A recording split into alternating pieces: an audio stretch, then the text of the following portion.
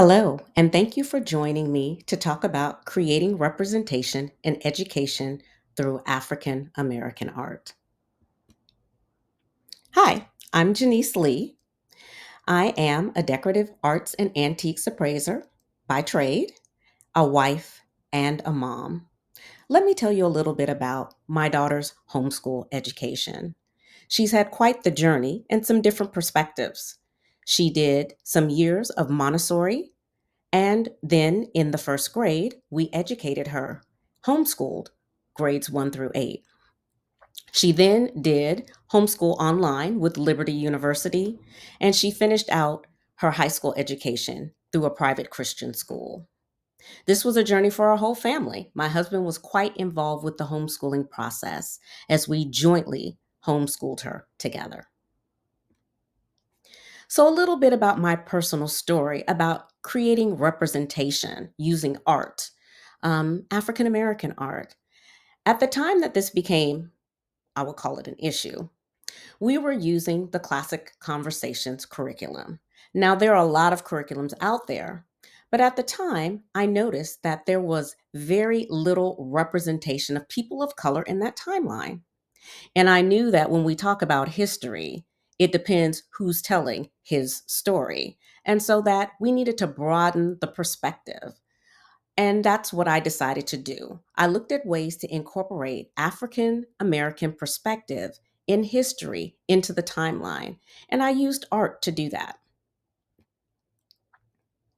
The importance of representation in art and history is needed from the African American perspective. And so that is what I did. There is a lack of representation in history. So on this slide, number one represents, for examples, Tuskegee Airmen. Now we know that the Tuskegee Airmen are known, but it is only as of late that their story is really being told, especially through Hollywood um, films such as Red Tail. Number two is a representation of slavery. However, there is very little discussion in history about slave artisans, artisans such as Dave Drake, who was also known as Dave the Slave. His sculptures of ceramics is very coveted right now. And those vessels were made by him and signed by him at a time when African Americans were not encouraged as enslaved people to know how to read or write. And he defiantly signed not only his name on these pieces and these objects, but also full sentences. Number three, we could look at the architecture around the country, and we look at this example and use the example of the Capitol. Enslaved people were used to build the capital of the United States. And then number four, inventors. A lot of African American inventors are not mentioned in discussion in our timelines when we're learning history. And so recently I was looking at the documentary of the inventor Vivian Theodore Thomas. His story was excellent, and he came up with a procedure to help treat blue baby syndrome. And he taught his method to white surgeons, not only in the United States, but around the world. There are also gaps in the art space when we're talking about representation. Number one, careers in the arts. There are very few African American curators in museums, very few African American art appraisers. I am one of maybe 15 accredited African American female women in the country certified in the arts. That's a really small number. Black art lawyers, and also African American conservationists to help preserve these artifacts and artworks. Number two, the representation in Black galleries. The numbers of Black galleries around the country could definitely need to see an increase. Black auction houses where these artifacts and artworks are sold, very little representation. And then number four, just the representation of African American art in a lot of the museum collections around the country. So, what did I do to create the curriculum addendum for myself as I was working with my daughter? Well, one, I found out the information about the person that I wanted to put into the timeline or looked at the date in the timeline and went to see African American representation for that timeline. I found out information about the person and added them. And there is lots of information just on a daily that we do not discuss that is available to us. Here's an example. Let's say we wanted to talk about the American Revolution. Well, we are aware that there was a person of color in the crossing with Washington of the Delaware. This image is by Huey Lee Smith, an African American artist, of the crossing of the Delaware. This is also a capture of African Americans involved in the naval space. And so this is representation by an African American artist that could be used to show an example of Blacks' presence during the American Revolution. What else did I do?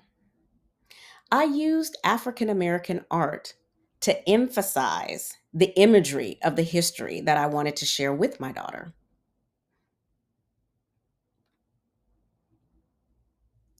This is an image from the Great Migration series by African American artist Jacob Lawrence. Now, the first Great Migration happened from 1910 to 1940. This is where Black Southerners moved to cities in the North and the Midwest, including Chicago, Detroit, New York, and Pittsburgh.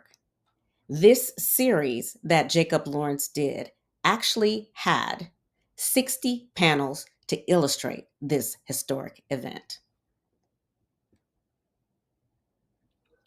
Then you can focus on different African American artists.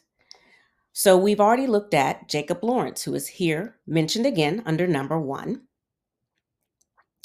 Another artist, a photography artist, is James Vanderzee. There's also the artisan who made furniture, Thomas Day, and a contemporary African American artist, Amy Sherald. Now, these artists have cultural impact, not just on Black culture, but on the culture of the United States. So these artists do things like capture social issues. And so Jacob Lawrence did that with the Great Migration. He emphasized the representation of African American life in his imagery. Then there was the photography of James Vanderzee. He lived from 1886 to 1983 and was a leading figure of the Harlem Renaissance. He documented the Harlem Renaissance by capturing everyday lives of Harlem and the African American community.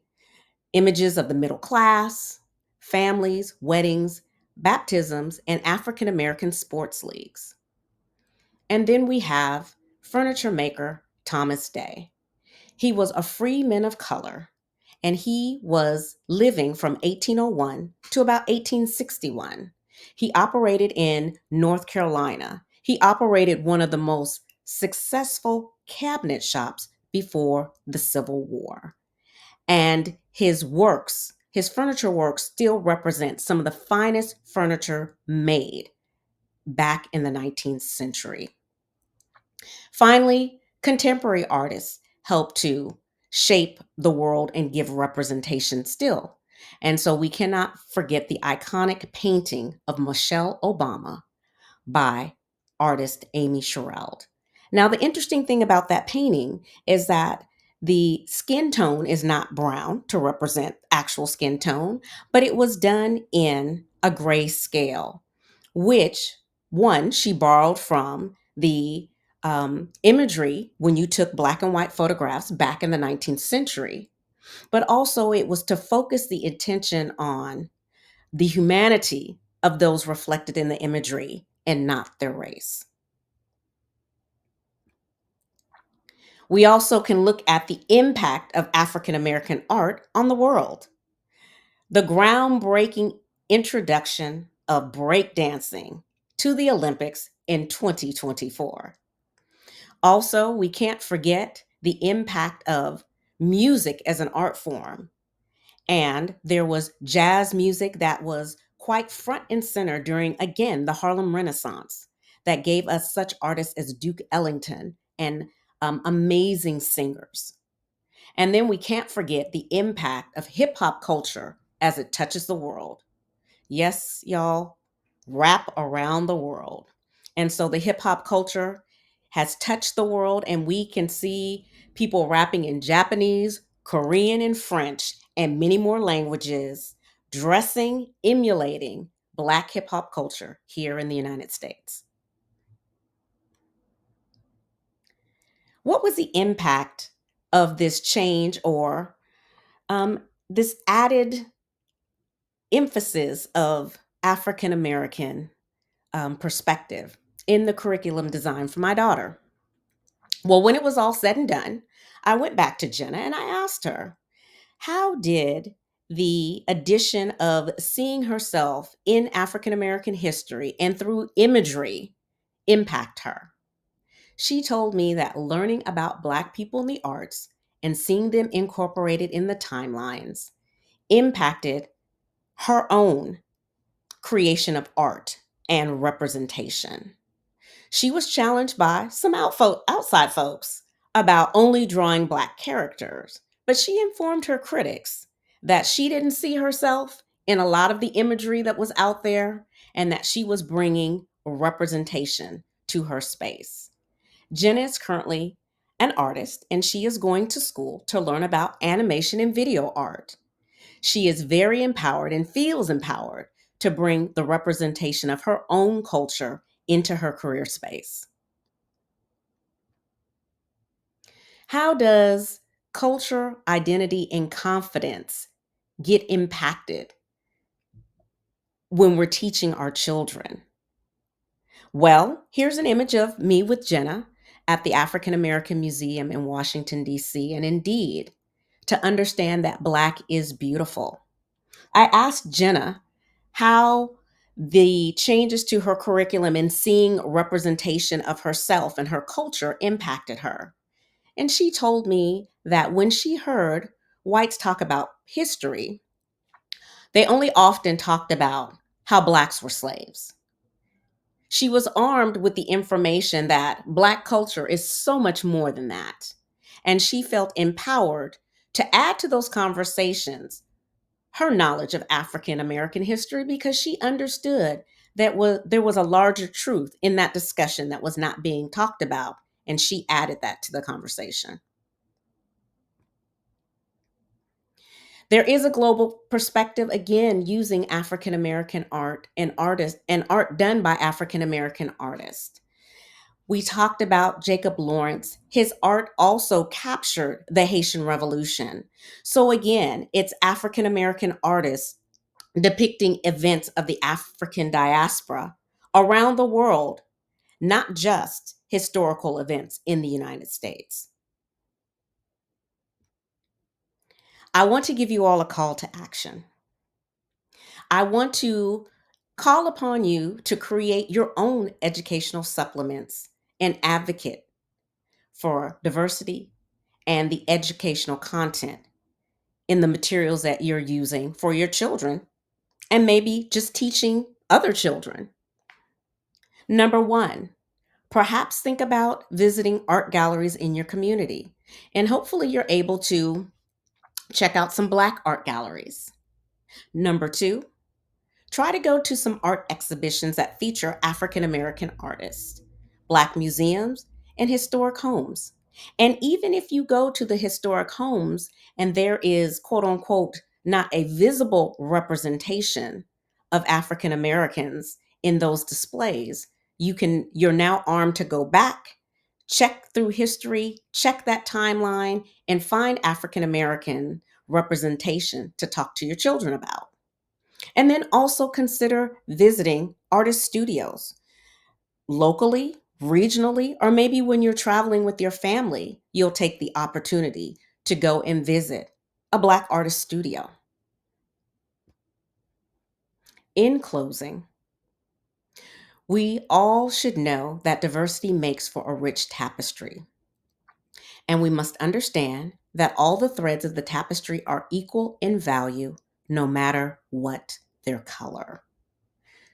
Again, we are just adding to the tapestry of the education that we are sharing with with our children, to show them that they are valued from a historical perspective and that their history is just as important as all other history.